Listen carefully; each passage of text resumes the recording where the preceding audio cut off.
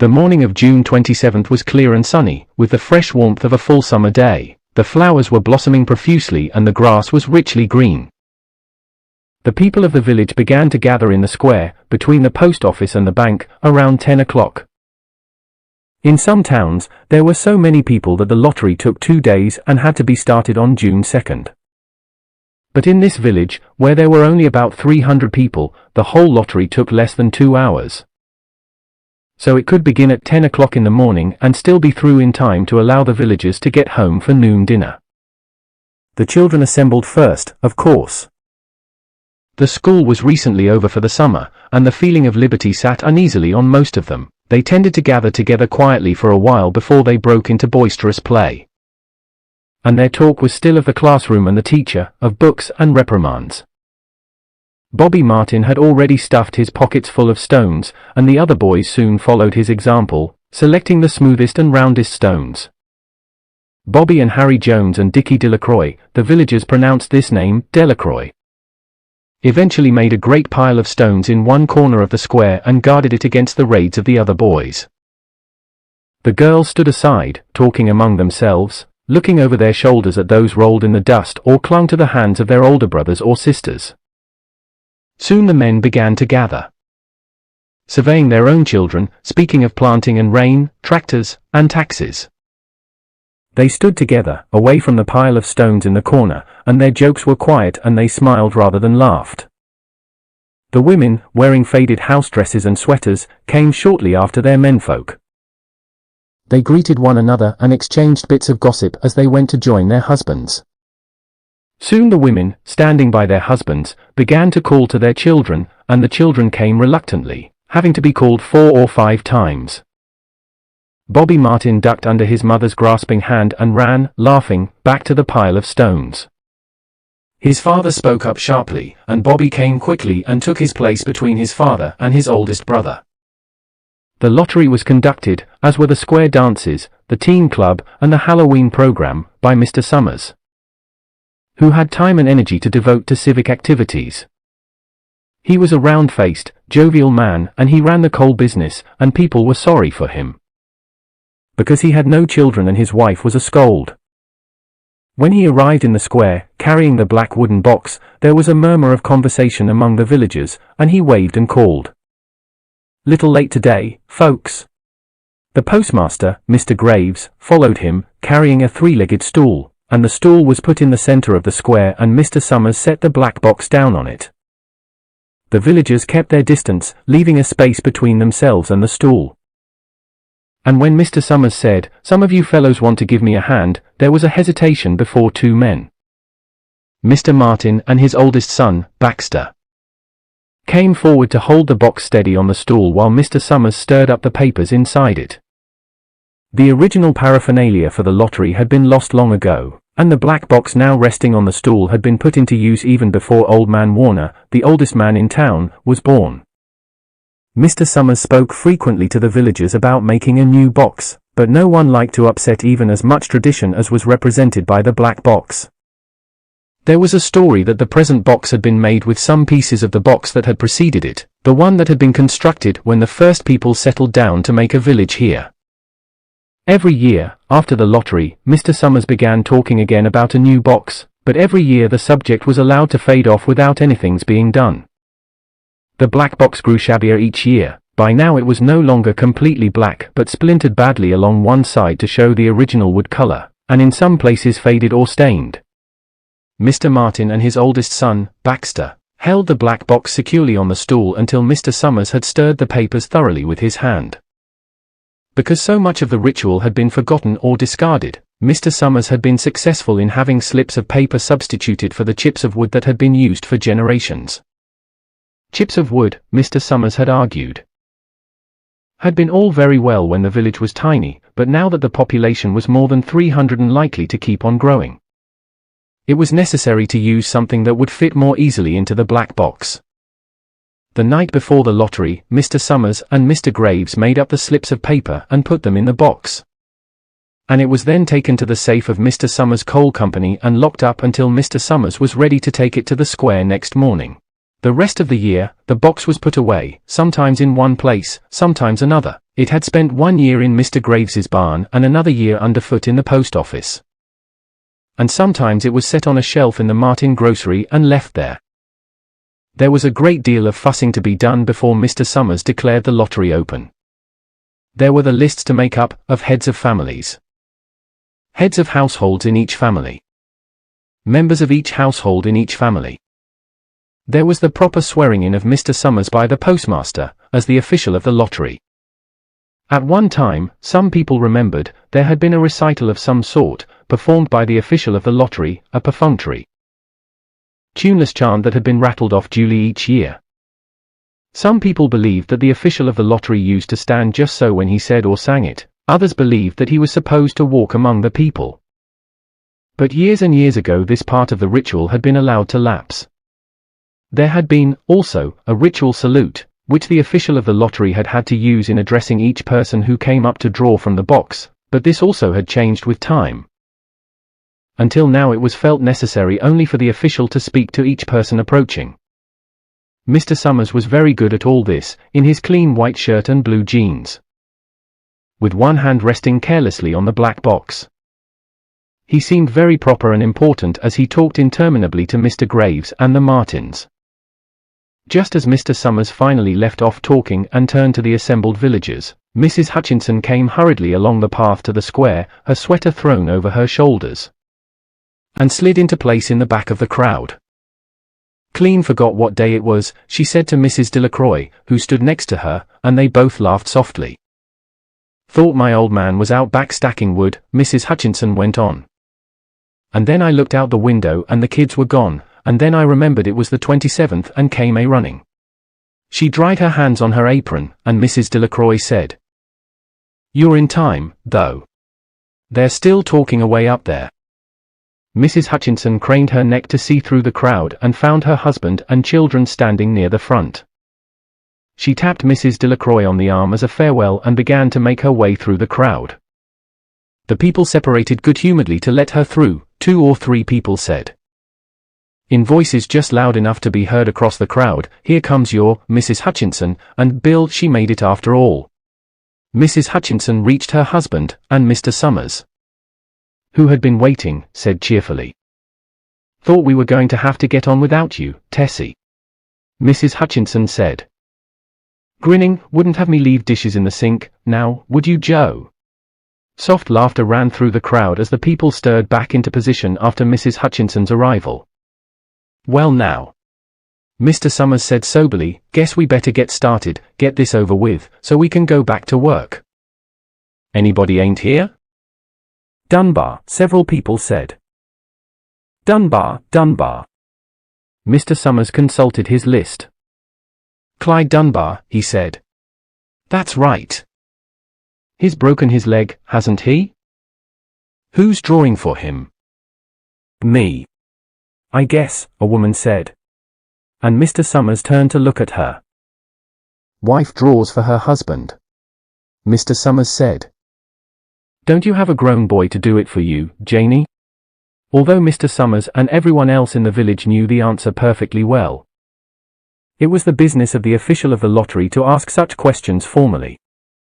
Mr. Summers waited with an expression of polite interest while Mrs. Dunbar answered. "Horace is not but 16 vets," Mrs. Dunbar said regretfully. "Guess I got to fill in for the old man this year." "Right," Sister Summers said. He made a note on the list he was holding. Then he asked, "What's an boy drawing this year?" A tall boy in the crowd raised his hand. "Here," he said. "I'm drawing for my mother and me." He blinked his eyes nervously and ducked his head as several voices in the crowd said things like, "Good fellow," "Lack," and "Glad to see your mother's got a man to do it."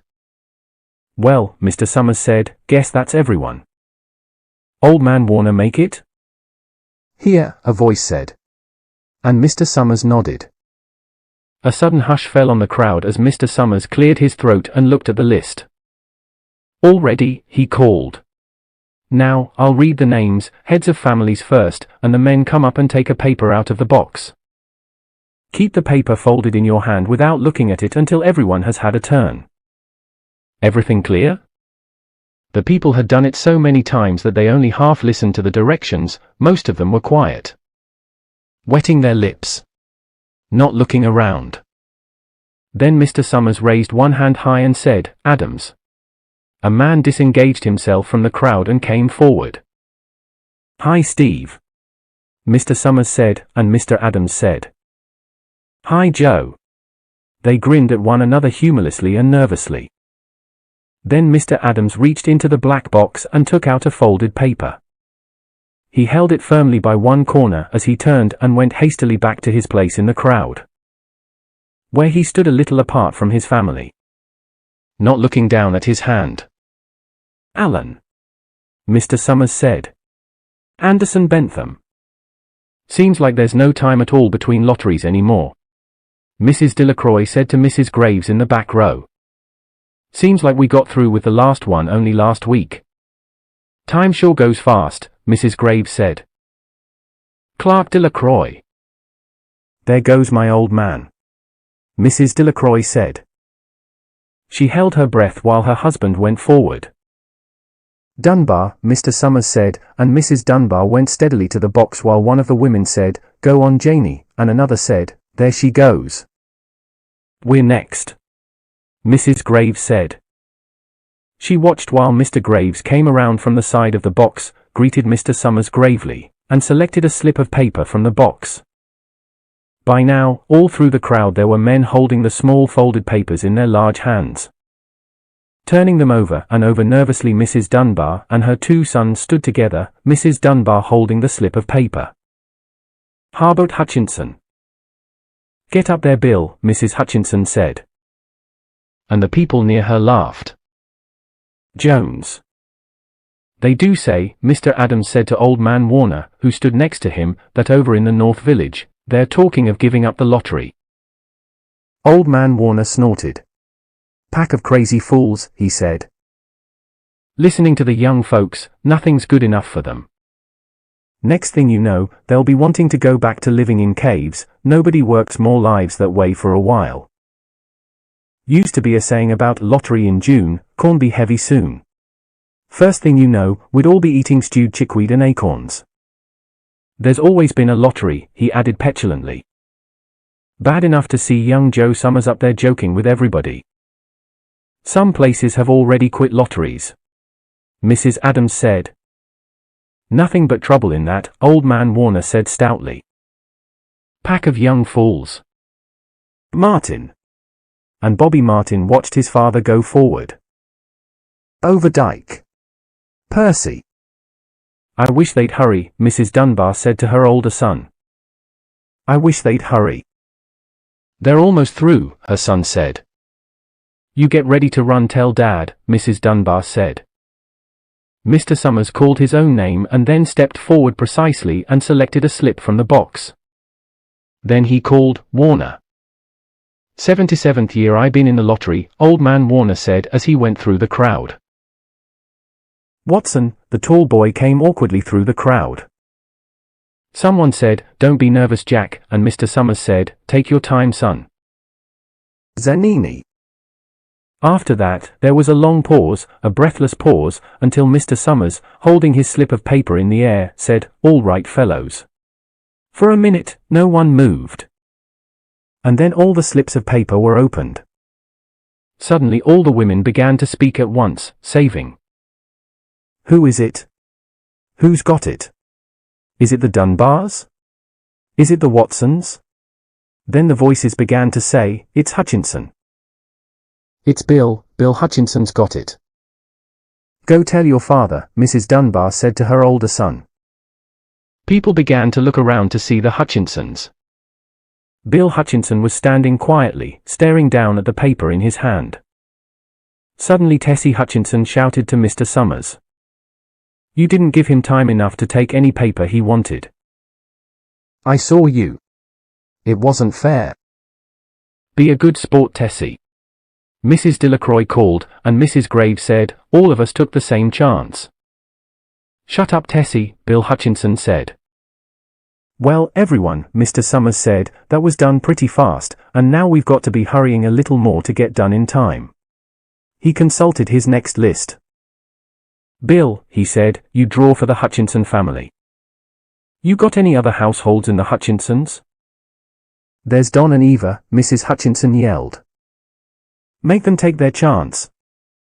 Daughters draw with their husbands' families, Tessie, Mr. Summers said gently. You know that as well as anyone else. It wasn't fair, Tessie said. I guess not, Joe. Bill Hutchinson said regretfully.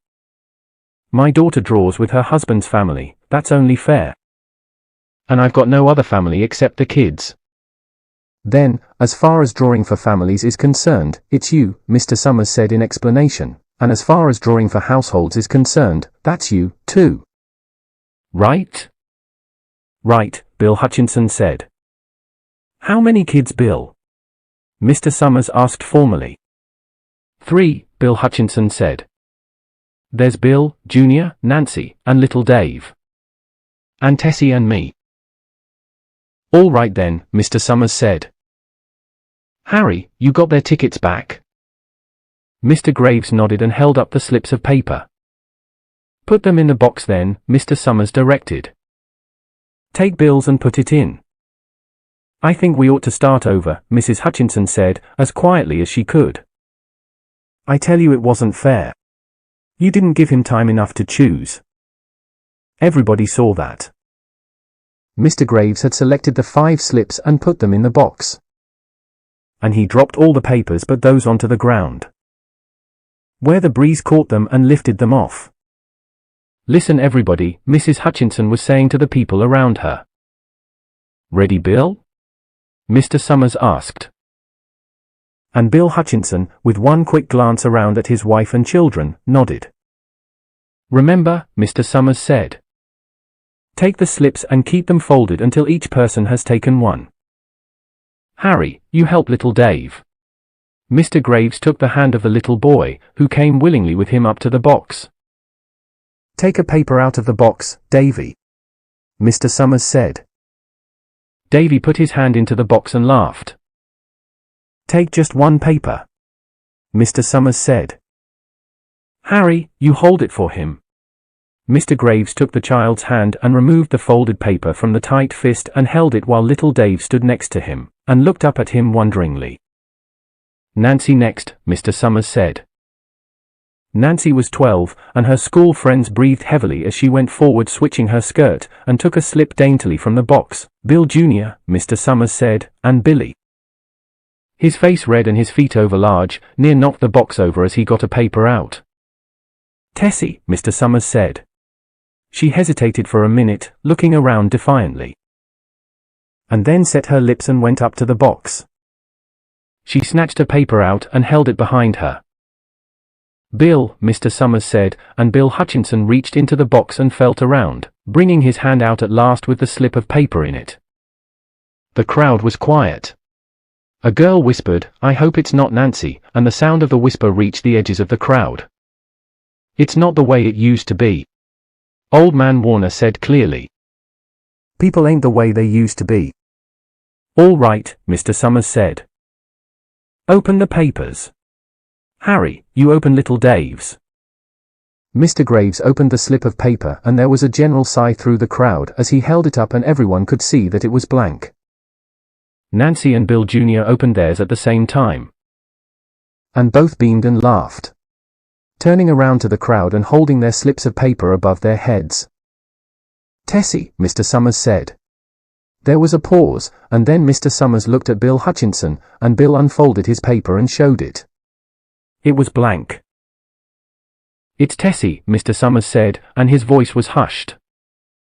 Show us her paper, Bill.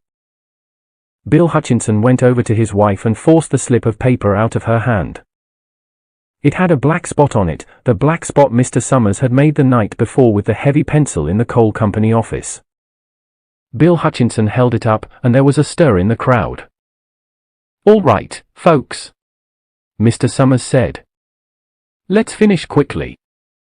Although the villagers had forgotten the ritual and lost the original black box, they still remembered to use stones. The pile of stones the boys had made earlier was ready. There were stones on the ground with the blowing scraps of paper that had come out of the box. Delacroix selected a stone so large, she had to pick it up with both hands and turned to Mrs. Dunbar. "Come on," she said. "Hurry up." Mr. Dunbar had small stones in both hands, and she said, gasping for breath, "I can't run at all. You'll have to go ahead and I'll catch up with you." The children had stones already. And someone gave little Davy Hutchinson a few pebbles. Tessie Hutchinson was in the center of a cleared space by now, and she held her hands out desperately as the villagers moved in on her. "It isn't fair," she said. A stone hit her on the side of the head. Old Man Warner was saying, come on, everyone." Steve Adams was in the front of the crowd of villagers, with Mrs. Graves beside him. "It isn't fair, it isn't right," Mrs. Hutchinson screamed, and then they were upon her.